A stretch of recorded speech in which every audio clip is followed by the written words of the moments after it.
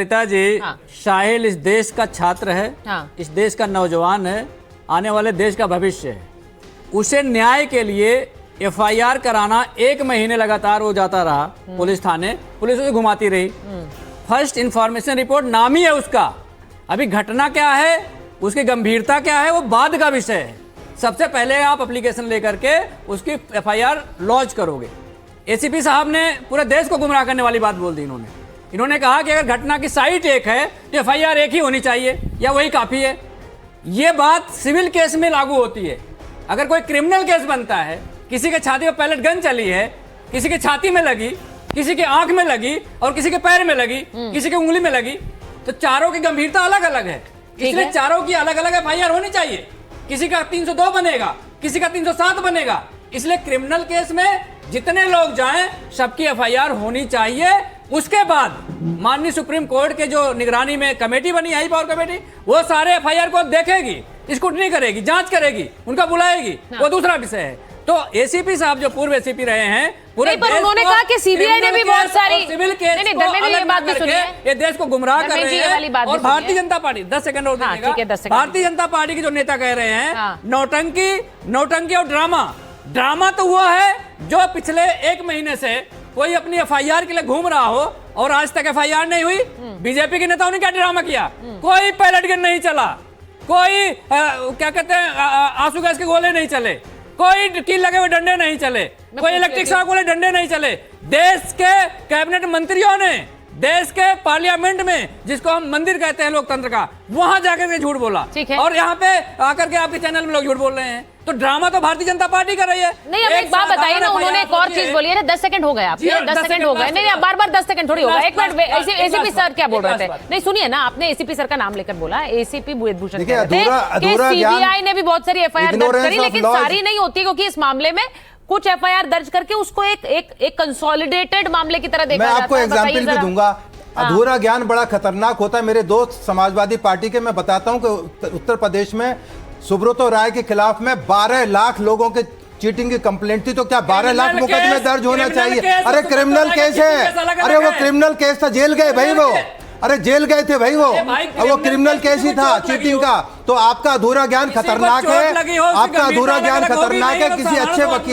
किसी अच्छे वकील से जाकर ज्ञान लीजिए कि क्या उसमें एफआईआर होनी चाहिए। आप मुझे पढ़ाने के लिए आए हैं कि एफआईआर नहीं होनी चाहिए? क्या 30,000 वहां पर 30,000 प्रदर्शनकारी थे, तो क्या 30,000 एफआईआर होनी चाहिए?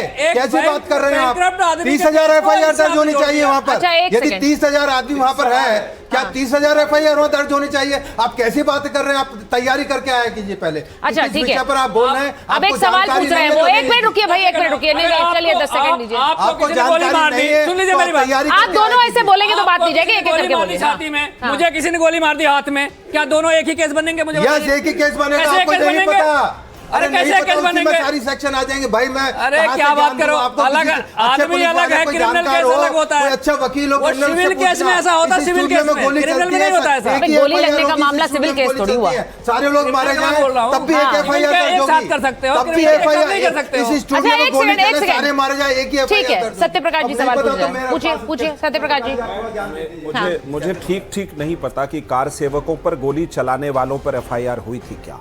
डंडे से भी इलाज कर सकते थे, लेकिन गोलियां चलाई, छाती पे मारी गई, पीठ दौड़ा के मारा गया, घर से निकाल के मारा गया। सोशल मीडिया का जमाना नहीं था, इतना मीडिया भी नहीं था, न्याय मिला नहीं उनको कभी। अब सवाल है, फिर से दोहरा के जाता हूं, अगर किसी के साथ अन्याय हुआ होगा, ये देश उसके साथ न्याय करेगा। सरकारें उसके साथ खड़ी हैं, जांच चल रही है, सुप्रीम कोर्ट के नेतृत्व में चल रही है। अगर उस पर भी भरोसा नहीं महोदय, तो करिए थिएट्रिक्स वाली राजनीति, ड्रामे वाली राजनीति। चले जाते झारखंड, पूछते कहां चोट लगा मेरी बच्ची, मेरी बहन, राहुल गांधी क्यों नहीं गए? अगर राजनीति नहीं है तो वहां जाइए ना, वहां भी जाते, सलाम पेश करते, पीठ थपथपाता। मैं तो सैल्यूट करता राहुल गांधी जी को। अगर झारखंड पहुंच के बच्चों का दर्द बांट लेते, थोड़ा सा छोड़िए एफआईआर, दर्द ही बांट लेते। नहीं, उनको ये करना नहीं। उनको वो 2 स्टेंजा 6 स्टेंजा में फंस गए।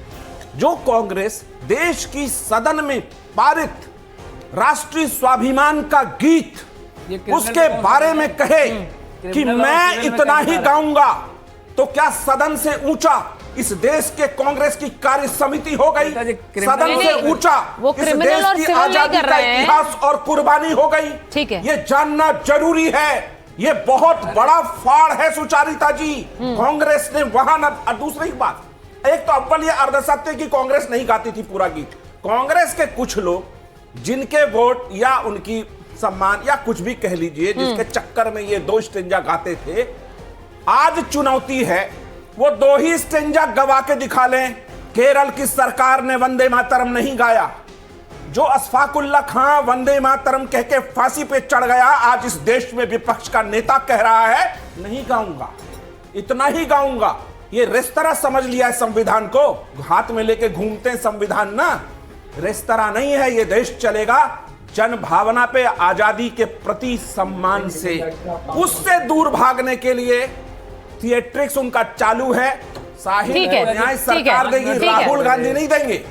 राहुल गांधी का वो ड्रामा था, पसार दिए। अच्छा, अब सत्यप्रकाश जी जो बात आपने बोली राहुल जी है, प्लीज, टिकट नहीं है मुझसे मिलिए।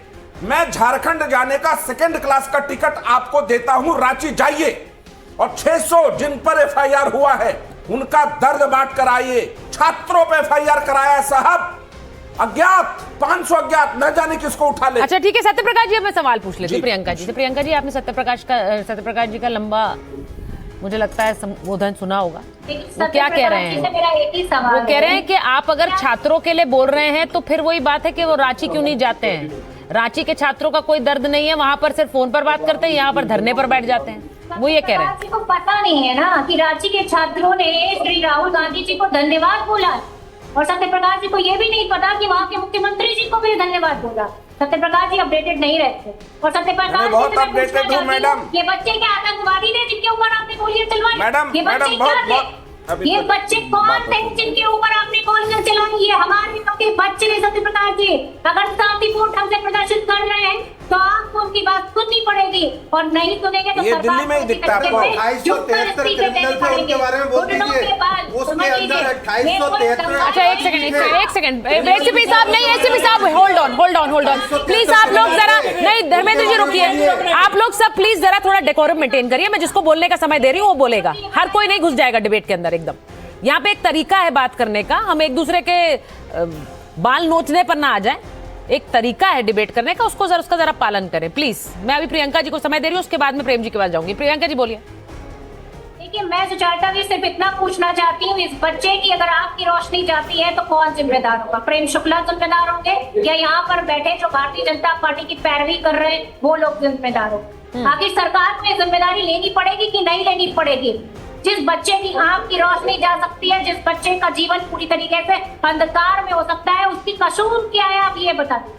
उसने कौन सी गलती की है? देश में सिर्फ शांतिपूर्ण ढंग से प्रदर्शन करना जो उसका संवैधानिक अधिकार है, उसको लेकर अगर वो बैठा है, भूखे प्यासे वो बच्चे वहां पर अपना अधिकार मांग रहे थे, तो क्या आप उनको पैलेट गन चला देंगे? उसके बाद यहाँ आकर आप बैठ के सफाई देते फिरेंगे कि पैलेट गन चलाना? में मुझे सरप्राइज होता है कितने बुद्धिजीवी बैठ के पैलेट गन चलाने को यहाँ जस्टिफाई कर रहे हैं और जस्टिफिकेशन के लिए अलग अलग के तर्क कर रहे हैं। कितनी शर्म की बात है कि आज हम अपने देश के युवाओं के साथ नहीं खड़े। कितने शर्म की बात है कि आज जिन बच्चों पे पैलेट गन चली है हम उनके साथ नहीं खड़े हुए। ये हमारे आपके बच्चों की उम्र के बच्चे हैं जो हमारे अपने घर में हैं। और कौन, आप खुद बताइए, क्या भारतीय जनता पार्टी के नेताओं के बच्चे नहीं थे? क्या भारतीय जनता पार्टी की सांसद के बच्ची ने जो है ट्वीट नहीं किया था? क्या उसका इंस्टाग्राम डिलीट नहीं किया था? नहीं प्रियंका जी एक बात, मेरा सवाल भी सुनिए। देखिए, राहुल गांधी वहां जाकर साहिल के लिए धरना देते हैं, ये बात पूरा देश देख रहा है, और उनके वो 5 घंटे रहे तो FIR वहां दर्ज भी हो गई। लेकिन सवाल ये भी जो यहां से उठ रहा है वो यही है कि राहुल गांधी बाकी लोगों के लिए क्यों नहीं गए थे रांची?